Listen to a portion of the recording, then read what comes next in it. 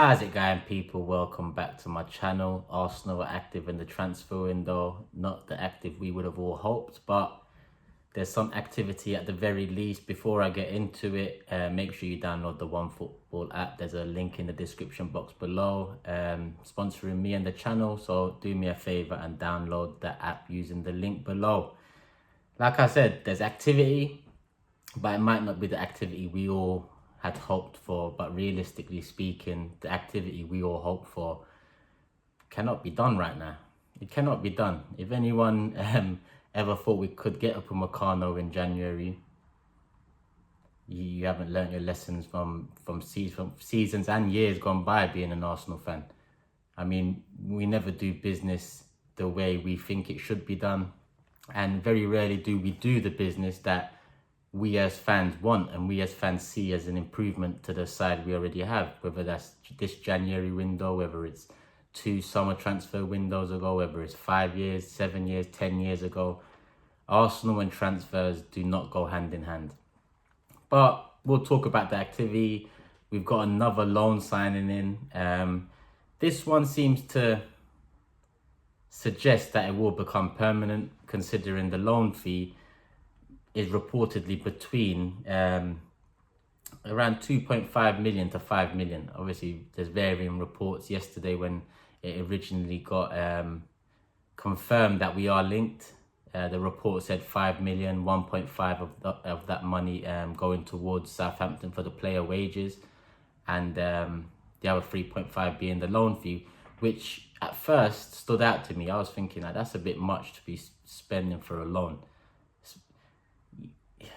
Yeah, I want us to spend money, but if we're going to do it, let's do it properly. But today it seems like that was a bit of a myth. It seems like the loan fee is actually 1.5 or 1 million, and his wages are between 1 and 1.5. So it's looking a lot closer to 2 million than 5, which makes sense. It makes sense in the situation we're in right now. Is we need the overhaul in defence. Now, the name, obviously, Soares, I was a fan of him 3-4 years ago at Southampton when they had a side worthy of watching, let's say. And they was playing good football, and they had talent in different areas across the pitch. And I was a fan of his because he knew how to defend first and foremost, but he also added an attacking presence. He 11 assists in 115 appearances doesn't suggest he's too much of an attacking threat. But at the same time, obviously, being at Southampton, being the way they set up against most teams in the league, defence first. Whereas when you come to the bigger teams, it's more about getting goals, it's more about outscoring, it's more about pleasing the fans. So I was a fan of his. Over the last couple of years, I've seen less and less of him. When I look at the brief history he had, 5 years at Southampton, funnily enough, last January, he went on loan to Inter Milan. And that loan fee was 500,000. I thought I'll add that in there, which suggests to me that all this bullshit about a 3.5 million loan fee is a myth. Because if he's going on loan for 500k last year with 18 months left on his contract, how can they demand 3.5 with 4 or 5 months left in his deal? So hopefully it is closer to that figure. But at Inter Milan, it didn't really work out. A handful of appearances, 3-4 appearances and an assist by his name, and they didn't take up the option at the end of the season to make it permanent. But at the same time, a new manager came in, a change in philosophy, a clean slate perhaps, and he went back to Southampton. And don't get it twisted, he went back to Southampton and just slotted back into the team. He's made 17 appearances this season so far for them. Like similar to last season, before he went into Milan, he made about 16, 17 appearances for Southampton. So he's still a key part of their team. It's just that from interviews I've heard of his over the last 24 hours looking into him, it sounds like he wants to push himself to the next level. It sounds like he wants to test himself. He's done a job. He's done a very good job at Southampton, and I think they gave him the chance at Inter Milan. And now with 6 months to go, I think they're going to give him the chance to perhaps start off a career at Arsenal Football Club, or see out his deal up until the summer and weigh up his options then. Obviously, Southampton got Jan Valery, who's a promising young fullback as well. they're covered in that department, and they've also brought in Kyle Walker-Peters from Tottenham. So they've done the business in advance. They've done what they needed to do to cover him, and yeah, it's a done deal. When I look at it originally, I thought, why are we going for a right back right now? But if I think about it long term, I think it does make some sense. I mean, I have talked about the need for a right back before. I have mentioned that we can't be relying on Bellerin when anytime he does return from injury, it's a bit up and down. It's not as consistent as we would have hoped. He's not the player he was in the first couple of years of joining the first 11. So I feel like we needed someone there to either be the first team right back and have Bellerin push, or to push Bellerin. And I think Soares can be that right back. Like I said, I've seen enough of him to know he can add something to this side. And at least we've got 2 right backs now. He can play left back too, which is interesting, because if we do get him, will Arteta be tempted to potentially use him? Obviously, it wouldn't be ideal using a right-footed player in the left full-back position, especially with Saka doing so well. But it also depends on how Saka is feeling playing in that position, because we don't want to ruin the kid's morale. We don't want to have another Maitland-Niles situation on our hands where, yeah, you're used as cover in the first few years because you're working your way into the team, but essentially Maitland-Niles has become a utility player for us. And at times he has shown that he's been unhappy with the positions that he's been asked to play. With Saka, I think he offers too much on the attacking side for us to really utilise him full-time in that left-back position. So we'll see. Then again, he's injured. Soares is injured. 2-3 weeks it says. Obviously we've got a little winter break in between that, so he'll miss 2-3 games, and whether he'll come straight into the side or not, and that's all up to Arteta. Obviously he made Bellerin captain on his return against Chelsea, which indicates to me that he sees Bellerin as the first choice right back, but the left back situation is where we need cover right now. So potentially he wants to use him there until Tierney, Kolasinac are back, and then we have 2 right backs in the right back position, 2 left backs in the left back position, which will free up Maitland-Niles a bit more for potentially a chance in the middle. I mean, our midfield has lacked a lot of things this season. I don't think Maitland-Niles is the guy to add anything to that, but it's a position we lack depth in. We're still in the FA Cup, we're still in the Europa League, we're still in some sort of league. I don't know what we're doing in the Premier League right now, but we're still here, we still got to play the games. So there's going to be chances for Maitland-Niles to potentially show himself and back up the talk that he's been being played out of position all these years. Looking at Soares' football history, Sporting, he had a couple of loans in between, but he played 67 games for Sporting between 2010 and 2015. Southampton signed him for about 6.5 mil, bargain for them. He's been there 5 years, obviously with a 6-month loan spell at Inter, like I previously mentioned. And I mentioned about 115 appearances for Southampton, 11 assists, 1 goal. And at Inter, 4 appearances, 1 goal. Probably his biggest achievement to date has to be Euro 2016, and you could say the Confederations Cup in 2017. In the Euros, he didn't start as first choice. He didn't play any part in the first 3 group games.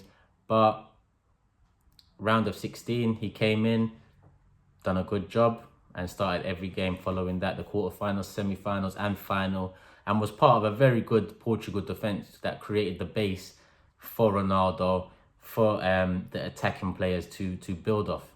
I think as much as we like to look at Ronaldo and Portugal and say he is behind that, in that tournament, their defensive work was a key part of them actually winning and a key part of a lot of their good results. So that bodes well. His injury record, I've heard a few people mention his injury record and saying it's a bit sketchy, but they're saying it's sketchy because he's missed about 220 something days in 10 years.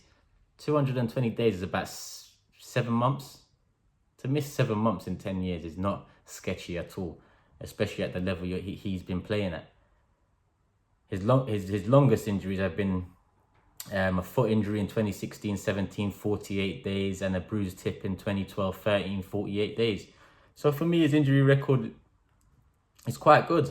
I think he's got the Premier League appearances. He's got over 100 appearances in the Premier League. You can see he wants to push himself to the next level, test himself at the next level. He's been to Inter Milan. It didn't work out there.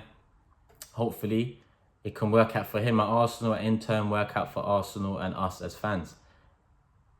Looking at his profile, obviously, I don't have to look at his profile like I had to do Pablo Mari, because I knew fuck all about him. But with Soares, I mentioned before, attacking fullback. He can provide good deliveries, good crosses. And if Arteta's anything like Guardiola, he'd like his fullbacks to get into positions where they can fizz a low cross into the box for their attacking players to latch onto, to get a flick onto and just put it in the back of the net. So that's potentially a reason why Arteta, and I think Arteta is behind Pablo Mari and Cedric Soares, because he knows, I think we all know we need to add depth. We all know we need to add quality too, but we can't do it all in one window. So maybe the depth's coming now with Mari and Soares, and then the quality comes in the summer, and we have a proper reshuffle of this back line, which is needed. He has defensive nous. Like I said, he does his job first and foremost and adds the attacking intent on top of that. This season, 16 appearances, 2.8 tackles per game. So he's no slouch on that front. Good on the ball, 35 plus passes per game on average. And when you look at fullbacks across the league, that is quite a good average, 35 plus passes a game. So he can add something. It's just up to him now. And it's just up to the chance he gets at Arsenal in the next few months. Because if we bring him in and don't give him the chance he probably wants, then he'll probably just end up leaving, not taking up the option in the summer and finding somewhere new, which is not the end of the world for Arsenal. But at the end of the day, we're bringing him in, give him a chance. Let's see if he can do something. Let's see if he can add something. And if he can, hooray for us. Do you know what I mean? We've sorted an area of defence out for quite a small amount. I'm hopeful on it, but we will obviously see. Arteta, I pulled out a quote from a couple of weeks ago when he said, "We are playing with fullbacks that are not fullbacks. They are wingers or central midfielders. Could we afford to lose fullbacks? No, we don't have any." So potentially that's why. Potentially a right back that can play left back at times is the reason why he's been brought in. And when you look at the outlay of £2 to £2.5 million, it's a good bit of business right now. It's a good bit of business. I just hope that his mind is right. I just hope that he does want to prove himself and he's not just after a move to a bigger club to rest on his laurels and just have a payday and see out the prime years of his career on the bench, just earning some money. We have a couple of those already. Not in their prime, but they're not doing fuck all and they're earning a hell of a lot of money. But like I said, the wages video will come out soon. There's just a lot of research to be done behind that, because it's got to be right, because I know a lot of people are going to watch it and try scrutinize it and whatnot. But in my heart of hearts, I know, wages are the problem right now at Arsenal Football Club. And I know a lot of people in the last video said Kroenke. Yes, Kroenke is the problem, but the problem created by Kroenke is wages, because he left people in charge that just didn't know what they were doing in Gazidis and Arsene Wenger. They didn't know what they was doing. Yes, it relays back to Kroenke, but I'm talking about the actual cause right now as to why we can't buy players, as to why we're watching United buy Bruno Fernandes, Tottenham buy Bergwijn, Lo Celso, whereas we're still scraping the bottom of the barrel for loan deals, is because of wages. And if Kroenke wants to save himself and save his name and save this football club, it's the wages and the wage structure that needs to be sorted out right now. So deny it all you want, but there's a ladder of issues at this club, and at the top of the ladder is Kroenke, and at the bottom of it is the wages and wage structure and the overpaid players at this club. So ignore it all you like, but that is facts. And that's pretty much it. Like I said, he won the Confederations Cup with Portugal as well. He got a goal in that in 4 starts. So he can 33 appearances for Portugal. So he's got a vast bit of experience there. I mean, winning the Euros is it's not the World Cup, but it's a big achievement, especially for Portugal, who don't really win the big international tournaments, who are mostly seen as also rans, the nearly men. But he managed to help out, obviously, them win their first major title in God knows how long. I don't even know if they won anything before that. And the experience in the Premier League obviously helps with that. So we'll see. It's a big risk. It's a big risk. I'm not going to lie. I would have preferred to sign the guy a couple of years ago. He's 28 now, in his prime, I'd say. Big move up for him. Let's see if he gets the chance. Let me know in the comments what you think about the signing, how you see Arteta will utilise him. Does it make sense? Because I think it actually does. At first I didn't, but when I delve further into it, I think it does in the long run. As long as in the long run they do buy quality for the defence, and then we have depth in Pablo Mari and Soares on the bench, or potentially pushing for a start. We need a restructure from starters to the bench to the backup. It's just all a mess. So that's how I see it. Obviously, add me on Insta and Twitter, Turkish LDN. Download the OneFootball app, like I said before. Burnley away coming up soon. So unless Arsenal pull one more out the bag, I'll be back with the Burnley preview Saturday. I'll bring that out Saturday midday, maybe early morning, depending on how. Yeah, I'll get it out Saturday early morning. But love, people. Like I said, let me know in the comments what you think below. Love.